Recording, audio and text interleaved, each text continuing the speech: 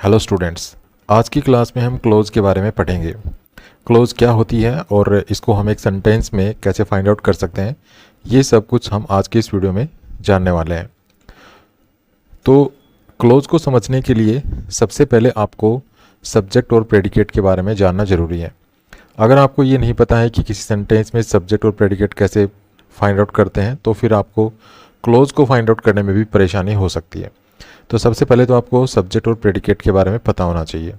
उसके बाद आपको पता होना चाहिए नाउन क्या होता है, एडजेक्टिव क्या होता है और एडवर्ब क्या होते हैं। तो ये बेसिक्स जब तक आपको पता नहीं होगा, आप क्लोज के बारे में नहीं जान पाएंगे। वैसे मैं इस वीडियो में आपको थोड़ा थोड़ा यहाँ पे बता देता हूँ कि सब्जेक्ट प्रेडिकेट क्या होते हैं, नाउन क्या होता है, एडजेक्टिव क्या होता है और एडवर्ब क्या होती है। तो देखिए, सबसे पहले देखते हैं सब्जेक्ट और प्रेडिकेट को। तो एक सेंटेंस होता है कोई भी इंग्लिश का, तो उस सेंटेंस में किसी न किसी व्यक्ति, वस्तु, स्थान के बारे में कुछ बताया जा रहा होता है। तो जिस व्यक्ति, वस्तु, स्थान के बारे में कुछ बताया जाता है या किसी गुण के बारे में बताया जाता है, तो उसको हम सब्जेक्ट कहते हैं। ठीक है ना, फिर सुन लीजिए। जब भी किसी सेंटेंस में किसी के बारे में कुछ बताया जाता है, किसी व्यक्ति, वस्तु, स्थान, गुण, ठीक है ना, इनके बारे में जो बताया गया होता है, तो हम ये फाइंड आउट करते हैं भाई किसके बारे में बताया जा रहा है। तो जिसके बारे में बताया जा रहा है उसको हम सब्जेक्ट कहते हैं, और बाकी का जो सेंटेंस का पार्ट होता है उसको प्रेडिकेट कहते हैं। जैसे मैं यहाँ पे एक सेंटेंस लिखता हूँ, Sohan is writing a letter. ठीक है, एक सेंटेंस मैंने लिखा ये। दूसरा सेंटेंस मैंने लिखा Kamal did not beat the boy. उसके बाद मैं लिखता हूँ माई मदर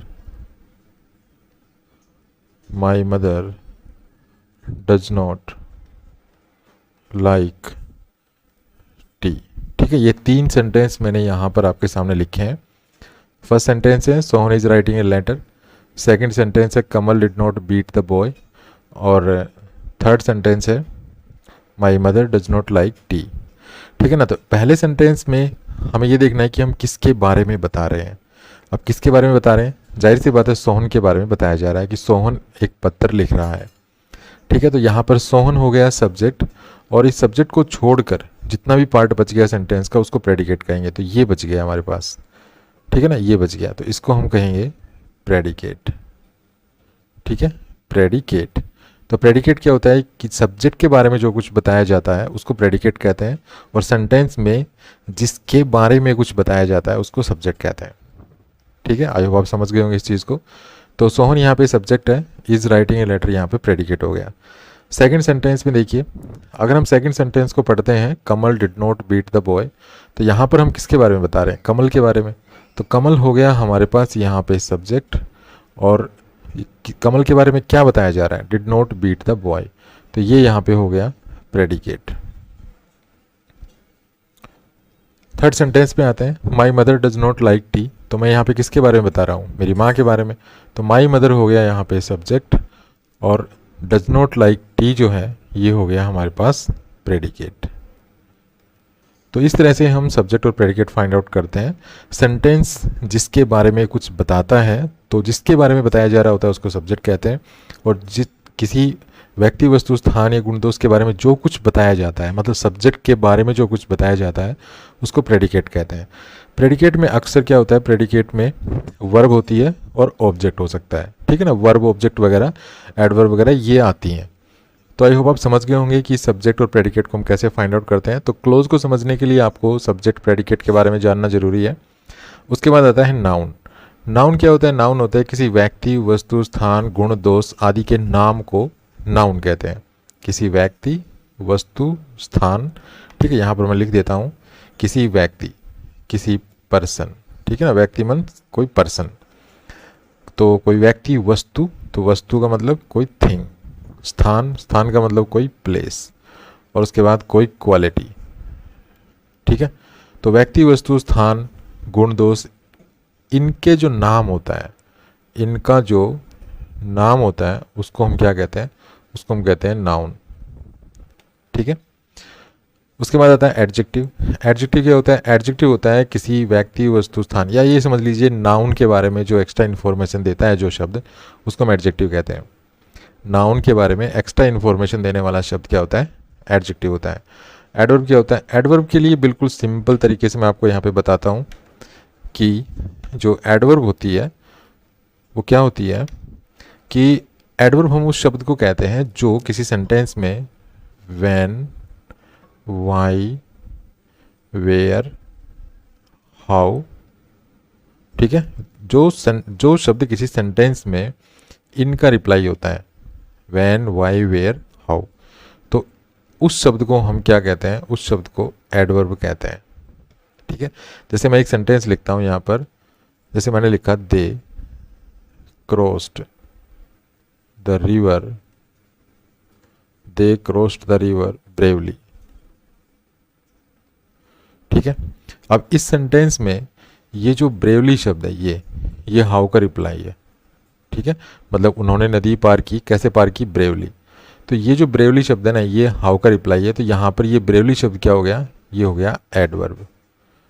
ठीक है, तो किसी भी सेंटेंस में अगर कोई शब्द व्हेन, वाई, वेयर, हाउ का रिप्लाई है तो वो एडवर्ब होता है। जैसे यहाँ पे ब्रेवली शब्द किसका रिप्लाई है? हाउ का। ठीक है, तो इस तरह से हमें सबसे पहले अगर हमें किसी भी क्लोज को जानना है, क्लोज के बारे में पढ़ना है या सेंटेंस में से क्लोज को फाइंड आउट करना है, तो हमें ये चीज़ें पता होनी चाहिए। सब्जेक्ट और प्रेडिकेट के बारे में पता होना चाहिए, नाउन के बारे में पता होना चाहिए, एडजेक्टिव के बारे में पता होना चाहिए, एडवर्ब के बारे में पता होना चाहिए। अब जैसे कि आगे पढ़ेंगे खैर हम, और अगर आपने पढ़ रखा है क्लोजेस के बारे में थोड़ा बहुत, तो आपको पता होगा कि जो सबऑर्डिनेट क्लोजेस होती हैं वो, उनको हम नाउन क्लोज, वो मतलब नाउन क्लोज भी होती हैं सब, या सब ऐसे कह सकते हैं कि सबऑर्डिनेट क्लोज 3 प्रकार की होती है, नाउन क्लोज, एडजेक्टिव क्लोज और एडवर्ब क्लोज। तो आपको अगर नाउन क्लोज के बारे में नहीं पता होगा, एडजेक्टिव के बारे में नहीं पता होगा, एडवर्ब के बारे में नहीं पता होगा, तो फिर आप वो noun close, adjective close, adverb close के बारे में नहीं पता कर पाएंगे। ठीक है, तो इसलिए मैं कह रहा हूँ कि नाउन, एडजेक्टिव, एडवर्ब वगैरह के बारे में आपको पता होना चाहिए, क्योंकि सेंटेंस में जो काम नाउन करता है वही नाउन क्लोज करेगी, जो काम एडजेक्टिव करता है कोई तो वही क्लोज एडजेक्टिव क्लोज करेगी, जो काम एडवर्ब करता है वही काम एडवर्ब क्लोज करती है। ठीक है, तो इस तरह से इन चीज़ों के बारे में आपको जानना बहुत ज़रूरी है अगर आप क्लोज के बारे में पढ़ना चाहते हैं। उसके बाद एक 5वीं चीज़ भी है जिसके बारे में पता होना चाहिए, और वो 5वां पॉइंट क्या है? वो है कंजंक्शन। ठीक है, तो कंजंक्शंस के बारे में भी आपको पता होना चाहिए। कंजंक्शंस 2 प्रकार के होते हैं, कोऑर्डिनेट कंजंक्शन, सबऑर्डिनेट कंजंक्शन।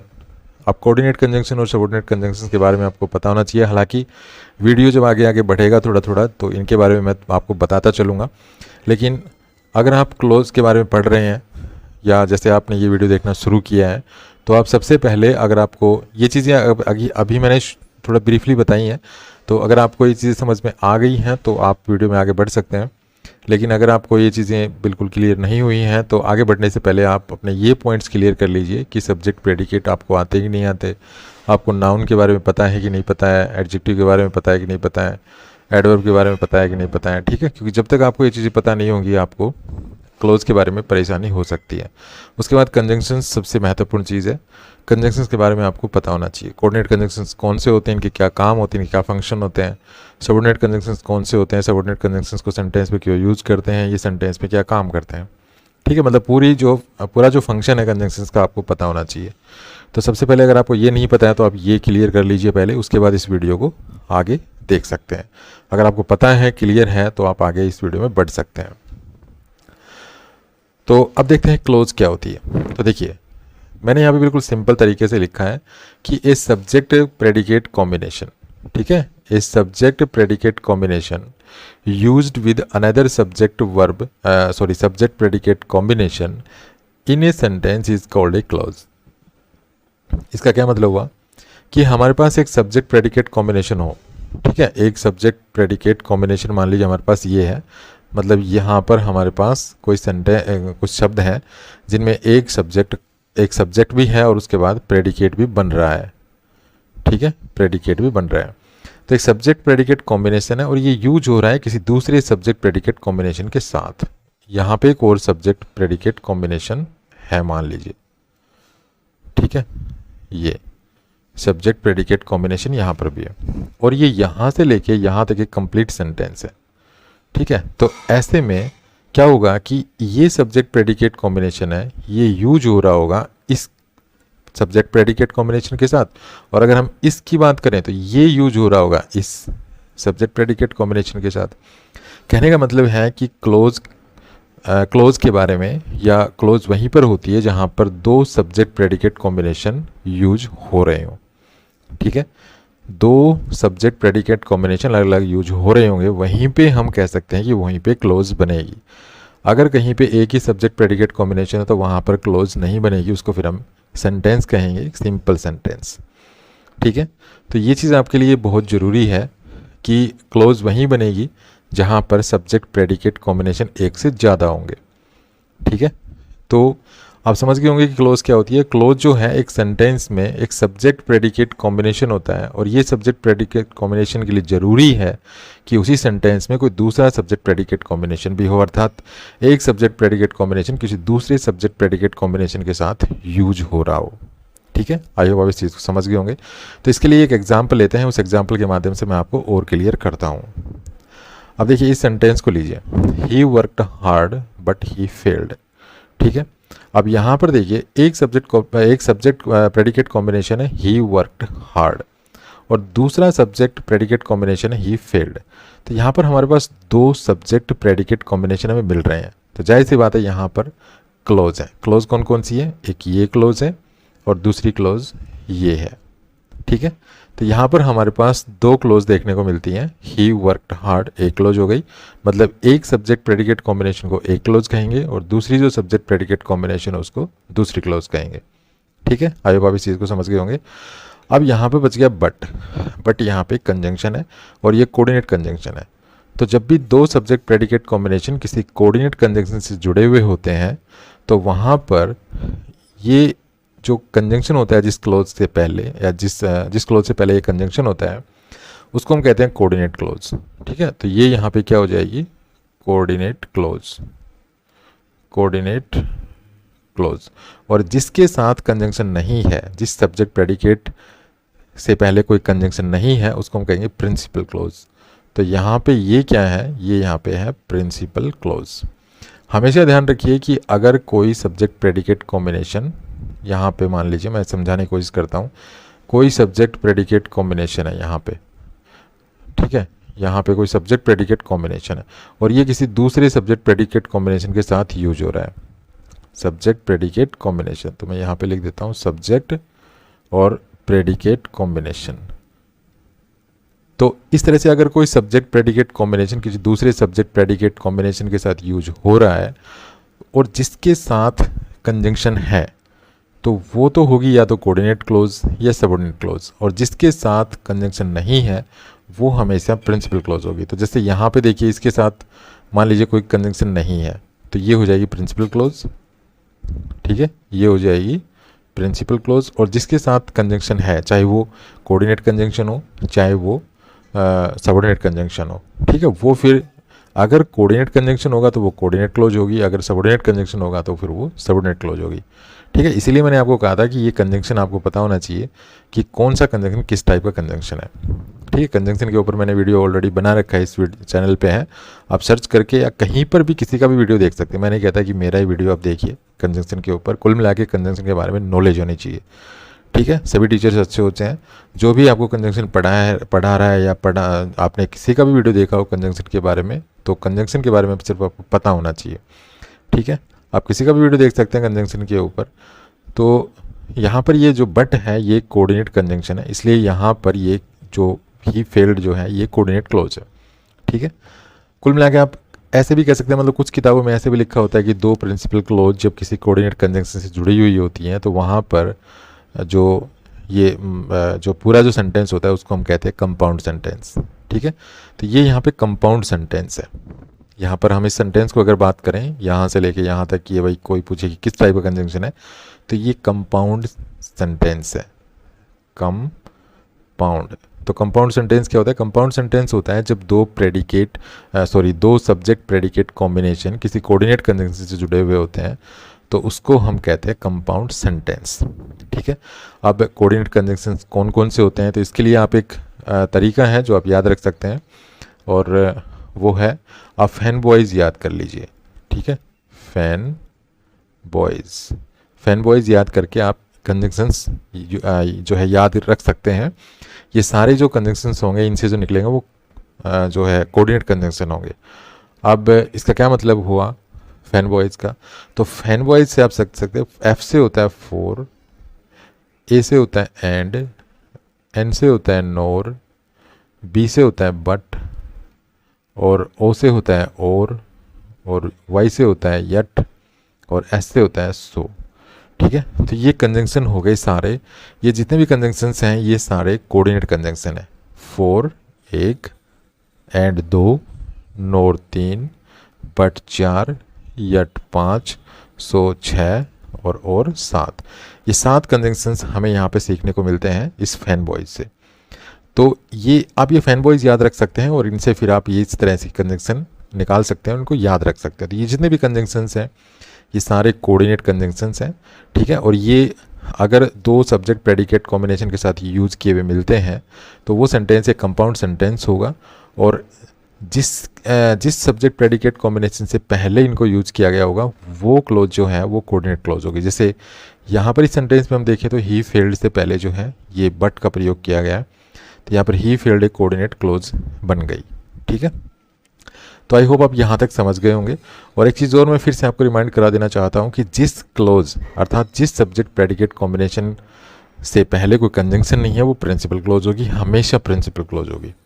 ठीक है, तो ये चीज़ आपको ध्यान रखनी है। चलिए आगे बढ़ते हैं और एक दूसरा सेंटेंस लेते हैं यहाँ पे। अब इस सेंटेंस को देखिए, he said that he was a teacher. अब यहाँ पे देखिए यहाँ पर भी जो है 2 सब्जेक्ट प्रेडिकेट कॉम्बिनेशन हमें देखने को मिल रहे हैं। एक तो है ही सैड और दूसरा है that he was a teacher. ठीक है, तो ये 2 हमें सब्जेक्ट प्रेडिकेट कॉम्बिनेशन देखने को मिल रहे हैं। तो यहाँ पर जो ही सैड है, एक जो सब्जेक्ट प्रेडिकेट कॉम्बिनेशन है ये क्लोज नंबर 1 है, और उसके बाद ये जो है that he was a teacher ये क्लोज नंबर 2 है। ठीक है, तो इस तरह से ये क्लोज बन गई। अब यहाँ पे हमें देखना है कि ये जो, अब देखिए ये जो सब्जेक्ट प्रेडिकेट कॉम्बिनेशन है ही सैड, इससे पहले कोई भी जो है कोई कंजंक्शन नहीं है, तो इसलिए इसको हम कहेंगे प्रिंसिपल क्लोज। और ये जो subject predicate combination he was a teacher, ये जो है इससे पहले देखिए ये कंजंक्शन है, तो इसको हम कहेंगे सबऑर्डिनेट क्लोज। अब सबऑर्डिनेट क्लोज क्यों कहेंगे, क्योंकि यहाँ पे जो कंजंक्शन है दैट, यहाँ पे जो दैट कंजंक्शन है ये यहाँ पे सबऑर्डिनेट कंजंक्शन है। ठीक है, जब आप कंजंक्शंस के बारे में डिटेल से पढ़ेंगे तो वहाँ पर आप पाएंगे कि जो दैट जो कंजंक्शन होता है एक सबऑर्डिनेट कंजंक्शन होता है। और जब भी 2 सब्जेक्ट प्रेडिकेट कॉम्बिनेशन, ठीक है, 2 सब्जेक्ट प्रेडिकेट कॉम्बिनेशन, मान लीजिए सब्जेक्ट प्रेडिकेट ये लिखा मैंने, और उसके बाद मान लीजिए कोई क्या है सबऑर्डिनेट कंजंक्शन है, तो सबऑर्डिनेट कंजंक्शन आ जाता है, और उसके बाद फिर एक सब्जेक्ट प्रेडिकेट कॉम्बिनेशन आता है। तो क्या होता है कि ये जो सब्जेक्ट ये जो सबऑर्डिनेट कंजंक्शन होता है इसको हम ये जो इसके बाद सब्जेक्ट प्रेडिकेट कॉम्बिनेशन होता है इसके साथ इंक्लूड करके चलते हैं। ठीक है, यहाँ पर तो इंक्लूड हो नहीं रहा है, देखिए यहाँ पर नहीं हो रहा है, लेकिन यहाँ पर हम इसको इंक्लूड करके चलेंगे। ठीक है, तो यहाँ पर इस सब्जेक्ट प्रेडिकेट कॉम्बिनेशन से पहले कोई कंजंक्शन नहीं है, तो इसको हम कहेंगे प्रिंसिपल क्लोज। ठीक है, इसको हम कहेंगे प्रिंसिपल क्लोज, और इसको हम कहेंगे सबऑर्डिनेट क्लोज, क्योंकि यहाँ पर सबऑर्डिनेट कंजंक्शन है। ठीक है, तो इसको हम कहेंगे सबऑर्डिनेट क्लोज। सबऑर्डिनेट क्लोज, सबसे पहले तो हमें देखना है क्लोज क्यों है। ठीक है, तो क्लोज इसलिए है क्योंकि यहाँ पे देखिए एक सब्जेक्ट प्रेडिकेट कॉम्बिनेशन हमारे पास है ही सैड, ये यहाँ पे हो गया सब्जेक्ट और ये सैड हो गया प्रेडिकेट। ठीक है, उसके बाद देखिए ही यहाँ पे सब्जेक्ट है और वॉज ए टीचर यहाँ पे प्रेडिकेट है। ठीक है, तो सब्जेक्ट प्रेडिकेट कॉम्बिनेशन हो गए, जैसे यहाँ पे थे ही सब्जेक्ट है, उसके बाद वर्कड हार्ड ये इसका प्रेडिकेट है, और यहाँ पर देखिए ही सब्जेक्ट और फेल्ड यहाँ पे इसका प्रेडिकेट है। तो प्रेडिकेट में अकेली वर्ब भी हो सकती है, मतलब सब्जेक्ट को छोड़ के जो सेंटेंस का पार्ट होता है उसको हम प्रेडिकेट कहते हैं। तो इस तरह से ये यहाँ पर एक कॉम्प्लेक्स सेंटेंस है। ठीक है, यहाँ पर ये एक कॉम्प्लेक्स सेंटेंस है। तो ध्यान रखिए कि जब 2 सब्जेक्ट प्रेडिकेट कॉम्बिनेशन किसी कोऑर्डिनेट कंजंक्शन से जुड़े हुए होते हैं तो उसको हम कहते हैं कंपाउंड सेंटेंस। Compound sentence. और जब दो सब्जेक्ट प्रेडिकेट कॉम्बिनेशन किसी सबऑर्डिनेट कंजंक्शन से जुड़े हुए होते हैं तो उसको हम कहते हैं कॉम्प्लेक्स सेंटेंस। आई होप आप इस चीज़ को समझ गए होंगे। तो यहाँ पर इन दोनों सेंटेंसेस में दो दो क्लोजेज हैं, जैसे यहाँ पर एक क्लोज है, यहाँ पे दूसरी क्लोज हो गई, यहाँ पर ये एक क्लोज है, यहाँ पर ये that he was a teacher दूसरी क्लोज हो गई। बस आपको एक चीज़ और ध्यान रखनी है कि यहाँ पर अगर दो सब्जेक्ट प्रेडिकेट कॉम्बिनेशन किसी कोऑर्डिनेट कंजंक्शन से जुड़े हुए होते हैं तो कोऑर्डिनेट कंजंक्शन फ्री होता है, वो किसी भी क्लोज के साथ नहीं होता है। और अगर कोई दो सब्जेक्ट प्रेडिकेट कॉम्बिनेशन किसी सबऑर्डिनेट कंजंक्शन से जुड़े हुए होते हैं तो वो सबऑर्डिनेट कंजंक्शन अपने बाद आने वाले क्लोज के साथ माना जाता है। तो जैसे यहाँ पे हम दैट जो ये सबऑर्डिनेट कंजंक्शन है इसको हम इस क्लोज के साथ इसको हम अटैच करके चलेंगे, ठीक है, इसको हम इसके साथ मान के चलेंगे। उसके बाद इस सेंटेंस को देखिए, I visited my friend yesterday. अब यहाँ पर अगर हम इस सेंटेंस को देखते हैं तो इस सेंटेंस में क्या हो रहा है, ये सब्जेक्ट है और ये यहाँ पे विजिटेड माई फ्रेंड येस्टरडे ये यहाँ पे प्रेडिकेट है, ठीक है। तो यहाँ पर इस सेंटेंस की अगर हम बात करते हैं तो यहाँ पर हमारे पास सिर्फ एक सब्जेक्ट प्रेडिकेट कॉम्बिनेशन है, तो इसको हम क्लोज नहीं करेंगे, इसको हम क्या कहेंगे, इसको हम कहेंगे सेंटेंस, ठीक है। ये एक क्लोज नहीं है, ये एक सेंटेंस है। और कैसा सेंटेंस है, जब एक ही सब्जेक्ट प्रेडिकेट कॉम्बिनेशन हमें एक सेंटेंस में देखने को मिले तो इसको हम कहते हैं सिंपल सेंटेंस। और जब एक से ज़्यादा सब्जेक्ट प्रेडिकेट कॉम्बिनेशन हमें देखने को मिलते हैं तो फिर हम ये देखते हैं कि वो सब्जेक्ट प्रेडिकेट कॉम्बिनेशन किससे कनेक्ट कर रखे हैं। अगर वो कोऑर्डिनेट कंजंक्शन से कनेक्ट कर रखे हैं तो उसको हम कहेंगे फिर कंपाउंड सेंटेंस। जैसे यहाँ पर है ये दो क्लोजेज हैं और ये मतलब दो क्लोजेज क्यों हैं, क्योंकि दो सब्जेक्ट प्रेडिकेट कॉम्बिनेशन है, तो दो सब्जेक्ट प्रेडिकेट कॉम्बिनेशन मीन्स दो क्लोजेज। और यहाँ पर दोनों को कनेक्ट किससे कर रखा है, कोऑर्डिनेट कंजंक्शन से, तो यहाँ पर ये क्या हो गया, कंपाउंड सेंटेंस, ठीक है। जब दो सब्जेक्ट प्रेडिकेट कॉम्बिनेशन इस तरह से किसी सबऑर्डिनेट कंजंक्शन से कनेक्ट कर रखे हो तो इसको इस सेंटेंस को हम कहेंगे कॉम्प्लेक्स सेंटेंस। और जिसमें जिस सेंटेंस में या जहाँ पर एक ही सब्जेक्ट प्रेडिकेट कॉम्बिनेशन हमें देखने को मिले, कोई दूसरा सब्जेक्ट प्रेडिकेट कॉम्बिनेशन देखने को ही ना मिले उसके साथ, तो उसको हम कहेंगे सिंपल सेंटेंस। जैसे यहाँ पर I visited my friend yesterday, ये एक सिंपल सेंटेंस है, ठीक है। तो आई होप आप इस चीज़ को समझ गए होंगे। चलिए आगे बढ़ते हैं, अब इस सेंटेंस को लेते हैं। देखिए अभी तक हमने क्या पढ़ा है कि एक सेंटेंस में एक ही प्रिंसिपल क्लोज थी और दूसरी या तो कोऑर्डिनेट क्लोज थी या सबऑर्डिनेट क्लोज थी। जैसे यहाँ पर इन सेंटेंसेस में देखिए आप, ठीक है, यहाँ पर एक प्रिंसिपल क्लोज थी, यहाँ पर एक कोऑर्डिनेट क्लोज थी, यहाँ पर प्रिंसिपल क्लोज थी, यहाँ पर सबऑर्डिनेट क्लोज थी, ठीक है। तो ऐसा नहीं है कि हर सेंटेंस में ही आपको एक प्रिंसिपल क्लोज मिलेगी या एक सबऑर्डिनेट क्लोज मिलेगी या उस प्रिंसिपल क्लोज के साथ कोऑर्डिनेट क्लोज मिलेगी, ऐसा नहीं है। प्रिंसिपल क्लोज ज़रूर मिलेगी, लेकिन हो सकता है कि उस सेंटेंस में एक से ज़्यादा सबऑर्डिनेट क्लोजेज हों या एक से ज़्यादा कोऑर्डिनेट क्लोजेज हों या एक सबऑर्डिनेट क्लोज है या दूसरी कोऑर्डिनेट क्लोज है, ठीक है। तो इस सेंटेंस को देखिए, यहाँ पर हमें तीन सब्जेक्ट प्रेडिकेट कॉम्बिनेशन देखने को मिल रहे हैं। एक तो है ही सैड, दूसरा है who stood first in the class और तीसरा है that Sohan was his friend, ठीक है। तो यहाँ पर इस तरह से हमारे पास तीन सब्जेक्ट वर्ब कॉम्बिनेशन, तीन सब्जेक्ट प्रेडिकेट कॉम्बिनेशन है। तो यहाँ पर तीन क्लोजेज है हमारे पास। एक तो है ही सैड, तो यहाँ पर ही है, यहाँ पर सब्जेक्ट, इसका प्रेडिकेट है सैड, और दूसरी क्लोज है दैट सोहन। तो यहाँ पर क्योंकि दैट जो है ये एक सबऑर्डिनेट कंजंक्शन होता है, तो ये हमारे पास क्या बनाएगा, ये हमारे पास इसको सबऑर्डिनेट क्लोज बनाएगा। तो ये सबऑर्डिनेट क्लोज बनेगी। तो यहाँ पर देखिए दैट के बाद सोहन तो है सब्जेक्ट, इसका प्रेडिकेट का है, इसका प्रेडिकेट है यहाँ पर वाज हिज फ्रेंड, ठीक है। और तीसरा जो सब्जेक्ट प्रेडिकेट कॉम्बिनेशन है वो यहाँ पे है who stood first in the class. अब यहाँ पे stood first in the class ये प्रेडिकेट है और सब्जेक्ट हमारे पास हु किसको रेफर कर रहा है, हु सोहन को रेफर कर रहा है। अर्थात हम ये समझ सकते हैं कि हु यहाँ पे रिलेटिव प्रोनाउन है जो कि सोहन को रेफर कर रहा है, अर्थात हु की जगह आप सोहन समझ सकते हैं। जैसे who stood first in the class मतलब क्लास में फर्स्ट कौन आया, सोहन, ठीक है। तो हु यहाँ पर रिलेटिव प्रोनाउन है। अक्सर ये कहा जाता है कि जो रिलेटिव प्रोनाउन होता है उससे पहले जो सब्जेक्ट होता है या जो भी नाउन होता है वही उस रिलेटिव प्रोनाउन की जगह पर हम मान के चल सकते हैं, समझ सकते हैं। तो यहाँ पर इस तरह से ये देखिए तीन क्लोजेज हमें देखने को मिल रही है। तो फर्स्ट क्लोज ही सैड, इससे पहले कोई कंजंक्शन नहीं है, तो इसको हम कहेंगे प्रिंसिपल क्लोज, इसको हम कहेंगे principal clause. That Sohan was his friend, ये जो ग्रुप है that Sohan was his friend मतलब जो सेकंड क्लोज है, ये क्योंकि एक सबऑर्डिनेट कंजंक्शन से शुरू है तो इसको हम कहेंगे सबऑर्डिनेट क्लोज, सबऑर्डिनेट क्लोज, और यहाँ पे who stood first in the class, तो यहाँ पर भी हु एक सबऑर्डिनेट कंजंक्शन है, तो इसको भी हम कहेंगे सबऑर्डिनेट क्लॉज, सबऑर्डिनेट क्लॉज। ठीक है, तो यहाँ पर ये जो पूरा सेंटेंस है यहाँ से लेके यहाँ तक, यहाँ पर एक प्रिंसिपल क्लॉज है और 2 सबऑर्डिनेट क्लॉजेज हैं। ठीक है, तो आप ऐसा ना मान के चलें कि भाई अगर कोई सेंटेंस होगा तो उसमें एक प्रिंसिपल क्लॉज होगी और दूसरी सिर्फ एक ही कोऑर्डिनेट क्लॉज या सबऑर्डिनेट क्लॉज होगी। ऐसा नहीं है, एक से ज़्यादा भी सबऑर्डिनेट क्लॉजेज हो सकती हैं, एक से ज़्यादा कोऑर्डिनेट क्लॉजेज हो सकती हैं, या एक कोऑर्डिनेट क्लॉज दूसरी सबऑर्डिनेट क्लॉज भी उस प्रिंसिपल क्लॉज के साथ हो सकती है। अब इस सेंटेंस को देखिए, he said that he would go to his house and inform his parents about his misconduct. अब यहाँ पर भी 3 सब्जेक्ट प्रेडिकेट कॉम्बिनेशन हमें देखने को मिल रहे हैं। फर्स्ट है ही सैड, दूसरा है that he would go to his house, और तीसरा है and inform his parents about his misconduct. तो यहाँ पर फर्स्ट जो सब्जेक्ट प्रेडिकेट कॉम्बिनेशन है वो है ही सैड, तो ये हो गई clause number first. That he would go to his house, ये सब्जेक्ट प्रेडिकेट कॉम्बिनेशन है दूसरा, तो ये हो गई क्लॉज नंबर 2। और तीसरा and inform his parents about his misconduct, ये हो गया क्लॉज नंबर 3।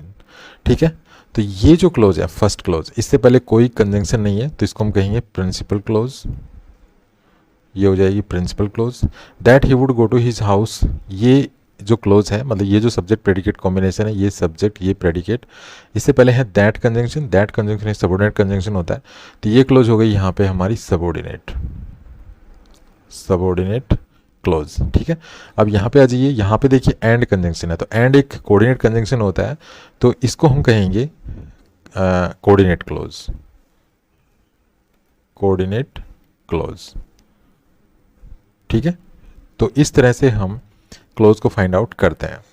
क्लॉज को फाइंड आउट करना बहुत ज़रूरी है, क्योंकि जब भी हम बड़ा कोई टेक्स्ट लिखते हैं तो उसके बाद फिर हम उस क्लॉज को रिड्यूस भी करते हैं। ये हमारे आगे आने वाले वीडियोज़ में सीखेंगे किस प्रकार क्लॉज को रिड्यूस किया जाता है। सभी प्रकार की क्लॉज को रिड्यूस नहीं किया जाता है, कुछ एक विशेष टाइप की क्लॉज हैं उनको हम रिड्यूस करना भी सीखेंगे आगे आने वाले वीडियोज़ में। तो अभी मैंने आपको सिर्फ बताया है कि क्लॉज को आप कैसे फाइंड आउट कर सकते हैं। ठीक है, तो बस आपको कंक्लूसिवली अगर मैं बताऊं यहाँ पर, तो आपको सिर्फ ये देखना है कि दिए गए सेंटेंस में जो है कितने सब्जेक्ट प्रेडिकेट कॉम्बिनेशन है। अगर एक ही सब्जेक्ट प्रेडिकेट कॉम्बिनेशन है, ठीक है, अगर मान लीजिए एक सब्जेक्ट प्रेडिकेट कॉम्बिनेशन, ये सब्जेक्ट है और इसके बाद प्रेडिकेट है, और ये सब्जेक्ट प्रेडिकेट कॉम्बिनेशन किसी दूसरे सब्जेक्ट प्रेडिकेट कॉम्बिनेशन के साथ यूज़ नहीं हो रहा है, अर्थात यहाँ से सेंटेंस शुरू हुआ हमारा और यहाँ पर ख़त्म हो गया। ठीक है, तो ये एक सेंटेंस होगा, क्लॉज नहीं होगी, और ये कैसा सेंटेंस होगा, एक सिंपल सेंटेंस होगा। अगर कोई सब्जेक्ट प्रेडिकेट कॉम्बिनेशन किसी दूसरे सब्जेक्ट प्रेडिकेट कॉम्बिनेशन के साथ यूज हो रहा है, तो फिर वहाँ पर क्लॉजेज हो सकती हैं। ठीक है, वहाँ पर क्लॉजेज होंगी, और वहाँ पर फिर आपको देखना है कि दूसरा सब्जेक्ट प्रेडिकेट कॉम्बिनेशन किस कंजंक्शन के साथ यूज हो रहा है। वहाँ पर अगर वो कंजंक्शन कोऑर्डिनेट कंजंक्शन है, तो वहाँ पे कंपाउंड सेंटेंस बनेगा और वो क्लॉज कहलाएगी कोऑर्डिनेट क्लॉज। अगर एक सब्जेक्ट प्रेडिकेट कॉम्बिनेशन के बाद कोई दूसरा सब्जेक्ट प्रेडिकेट कॉम्बिनेशन आ रहा है, और ये सब्जेक्ट प्रेडिकेट कॉम्बिनेशन जो है वो किसी सबऑर्डिनेट कंजंक्शन के साथ यूज हो रहा है, तो ये जो सेंटेंस बनेगा यहाँ से यहाँ तक, वो सेंटेंस बनेगा कॉम्प्लेक्स सेंटेंस, और ये जो क्लॉज बनेगी हमारी, ये बनेगी सबऑर्डिनेट क्लॉज। ठीक है, तो आई होप आप इस चीज़ को समझ गए होंगे। फिर भी अगर आपके माइंड में कोई क्वेरी है, कोई क्वेश्चन है, तो आप कमेंट में लिख सकते हैं। आगे आने वाली वीडियोज़ में हम क्लॉज के बारे में थोड़ा और आगे बढ़ेंगे और डिटेल से इनको समझेंगे। तो कैसा लगा वीडियो? अगर वीडियो अच्छा लगा तो प्लीज़ को लाइक कीजिए, शेयर कीजिए, चैनल को सब्सक्राइब करना ना भूलें। Thanks for watching this video. Happy learning, bye bye.